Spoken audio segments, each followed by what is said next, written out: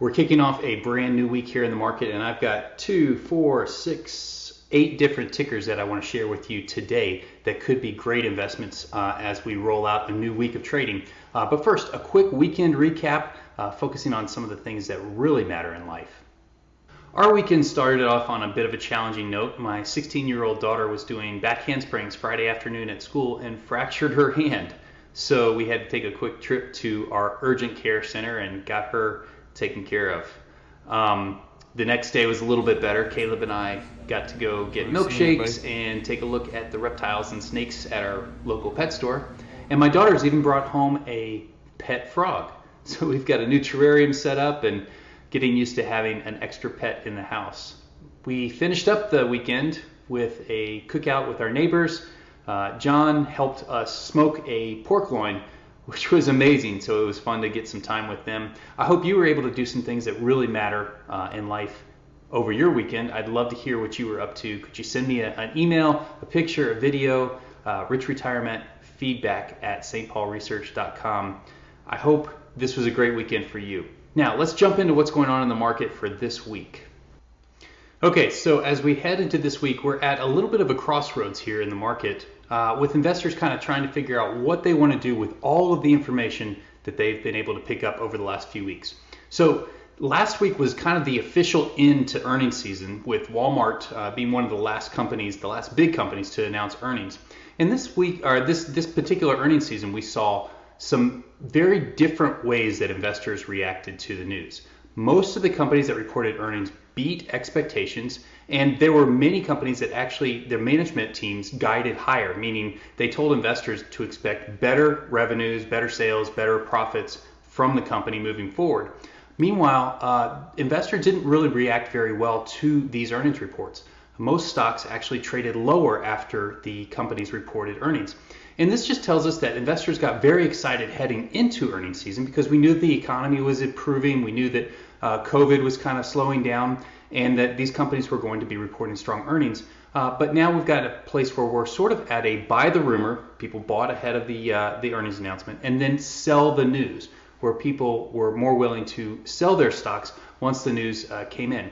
This has led to some of the stocks pulling back even after strong results, and it gives us a great opportunity to step in and find out which names we really want to be buying because we're actually getting a discount. Meanwhile, the companies are doing just fine.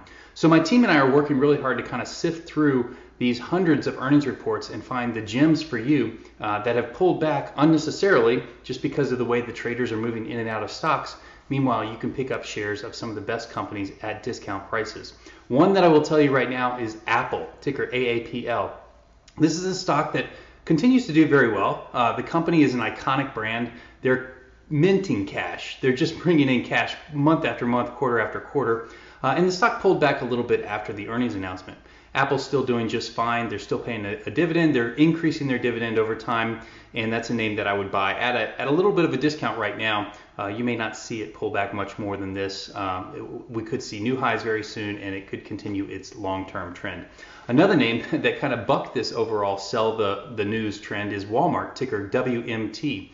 This company is benefiting from strong consumer sales as stimulus payments come through and people are able to have a little bit more money in the bank. Meanwhile, as the economy reopens and people get back to work, that should also benefit Walmart. The only real issue for them is the cost of labor because it's a little bit more difficult right now to hire workers because employees are actually making a reasonable income just staying at home and collecting unemployment. So that may be a challenge for Walmart, but right now things look very good for the company. So moving on to some of the issues that we've got to be keeping an eye on this week and issues that investors are kind of adjusting their expectations on. Inflation is a big one. This is an issue that has come up that has become kind of a mainstream issue that in the past has been a little bit sidelined. The Fed actually made some headlines and made some big ripples in the market this past week by starting to talking about inflation. In other words, they're still saying that they want to keep interest rates low. They still say that they want to have accommodative policies. But there have been a few kind of little subtle comments that have been made to tell us that the Fed is starting to watch inflation and that they may start allowing interest rates to move a little bit higher. And that's caused a little bit of a stir in the market. In particular, we're starting to see gold and silver break out, and at this point, this could be the start of a really big move for gold and silver. So I would say if you don't have any allocation to precious metals right now, this is a good time to get in. We could see a sharp move as inflation moves higher. It naturally drives the price of commodities and things that you can hold and touch and feel, tangible assets, higher, and that is affecting gold and silver right now. Also, if you wanted to invest in one of the stocks that plays in this area, Barrick Gold, ticker GOLD, is a great buy right now. The company has mines all over the place with underground gold that becomes more and more valuable as the price moves higher. Meanwhile, you can actually get a 1.5% dividend yield if you buy shares of GOLD right now. So that's a great way to play inflation. Other commodities right now are starting to take a little bit of a breather. So we're seeing lumber prices, which have been on fire, kind of back off a little bit. Some of the ag prices for wheat and corn and some of the other, that we'll call them soft commodities, they've had a great run, and now they're kind of giving up some ground to gold and silver. So I think precious metals is the way to play this right now. Along those same lines with inflation, we're looking at the housing market, and we've been watching this very closely here at the Rich Retirement Letter. The housing market continues to be very, very strong. But if the Fed allows interest rates to move higher, that could put a little bit of a headwind in front of this housing market. Now, I'll tell you, I am not too worried about a major pullback like we saw in 2007, 2008. The housing market is it's much more stable right now than it was then. Back then, we saw a lot of people building houses, selling them to investors. The investors would flip them and sell them to somebody else. And largely, it was a financial phenomenon where people were investing in homes, but there wasn't actual demand for these homes for people to live in them. Today, it's completely different. We have people who are just begging to get their hands on a house to be able to move in, and there just aren't enough houses available for the people that want them. So that's a great underlying foundation for the housing market, and it should continue to be there, even if interest rates put a little bit of a damper on the housing market. So I do think that right now we're going to see a little bit of a pullback, or maybe just a stabilization in the home builders. So tickers like Toll Brothers, Pulte Homes, Lennar, those are names that have done really well. But now because lumber prices are high and because it's hard to find workers to actually build the houses they need to put in place, we could see their profits not fall, but not grow as fast as they have in the past. So that's an area that we may want to underweight, or if you've got some great profits built up in home builders, you may want to take some off the table. Meanwhile, you can still invest in companies that own homes, like Invitation Homes, INVH. This is a company that gives you a 1.9% yield, so you're getting paid to hold Invitation Homes. Invitation Homes actually has a portfolio of many, many, many homes that they own across the country in some of the hottest real estate areas. They rent these homes out, so that gives them cash flow, profits that they can pay you in dividends.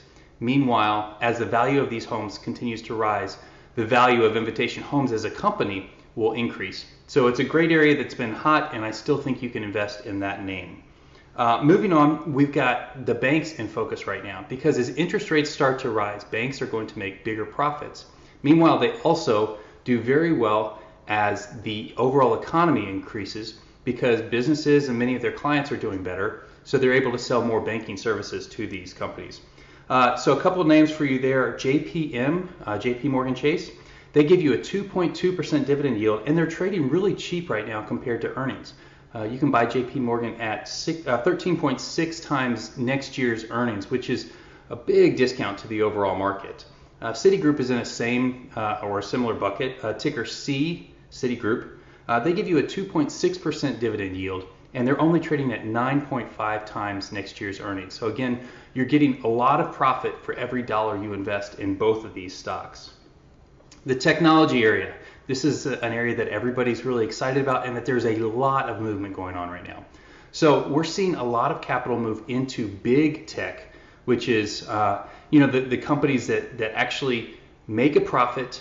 They have some of the best cutting edge technology, but they're not speculative. The speculative tech names, some of the names that did really well during coronavirus, the work from home, the companies that have great concepts but don't have actual earnings, or in some cases not even revenues, those stocks are falling out of favor. Meanwhile, the big kind of blue chip tech stocks that already have companies that are their customers, They're already making profits that we can rely on. Those are the tech names where a lot of money is moving into. So I would be careful about the speculative names. They're very volatile and they're out of favor right now. But if you want to be invested in tech, some of the bigger names are definitely the ones that should be on your radar. A couple more things that we've got going on this week. Crypto. It's been a rough weekend for cryptocurrencies. Ethereum, Bitcoin, many of the other coins are trading lower. And this is not totally surprising. We've seen a lot of volatility in this whole area from the very beginning. So investors should be used to the prices moving higher and lower for these speculative assets. But this is why I've said many times in the past, it's a great area to speculate in. If you're a trader and you want to be active in this market, that's fine, but be careful how much you risk in this area.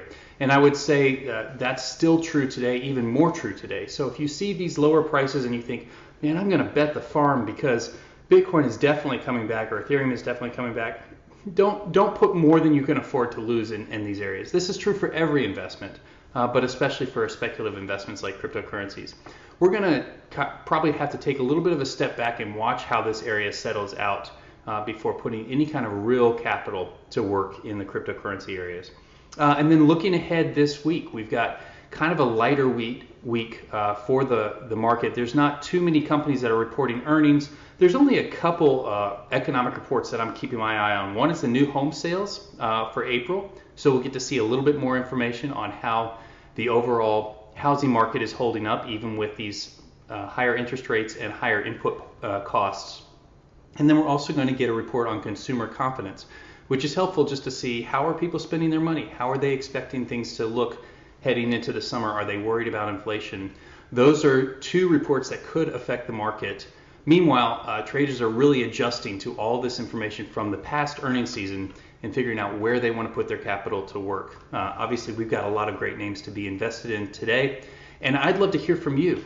Tell me what names you're interested in. On Friday, we're going to be doing a quick lightning round where we talk about the stocks that you send in that you're interested in. So I'd love to respond to your questions.